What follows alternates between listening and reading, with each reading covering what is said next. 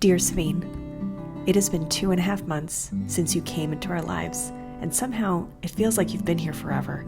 You have captivated every member of this family with your hilarious puppy antics and your soul-soothing snuggles. I can't imagine how overwhelming it was to walk into this house. Did you sense the aching emptiness left behind by the loss of our previous pack? Could you detect how unnatural things felt in this house, without the rhythmic thumping of happy tails, without the nauseating smell of dog farts, without the chorus of barking whenever somebody drove down the driveway? Even with 3 children and 2 busy adults, the silence felt so deafening. We never adjusted to pizza crusts discarded to the trash can instead of being devoured as a most savored treat. Our mind never stopped playing tricks on us, always thinking that we would see their outlines in the dog beds and bowls that we could never bear to pick up.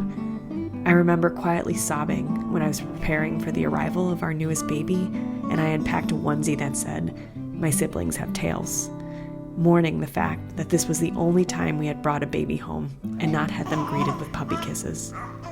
Did you sense that our whole family had just been utterly traumatized by a postpartum complication that left me barely clinging to life? Sabine, you walked into a house that had endured so much hurt and fear and was so off-kilter.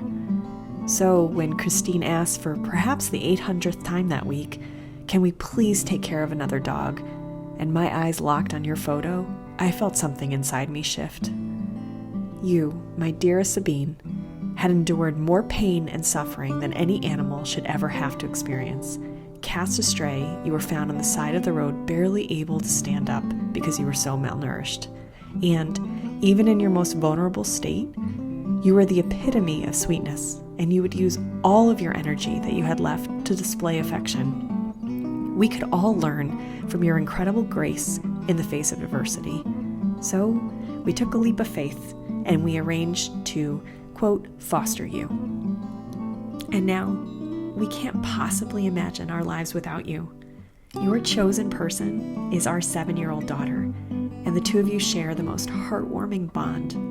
You have decided that you would like to co-parent the baby and are forever teaching her what it means to grow up beloved by a dog. And you have managed to warm your way into our 5-year-old's heart. When I watch you snuggle on the couch with the kids, I can't imagine looking at something more beautiful. And Steve and I, well, we are equally enchanted. You fill our hearts with so much peace and joy, and hilarious puppy mischief, and all the goofiness of a preciously clumsy young dog. We are so lucky that our soul found yours. Sometimes I think that our girls sent you to us because they knew you were exactly what this family needed. You have helped us heal, and I hope we have had a small role in being able to do the same for you.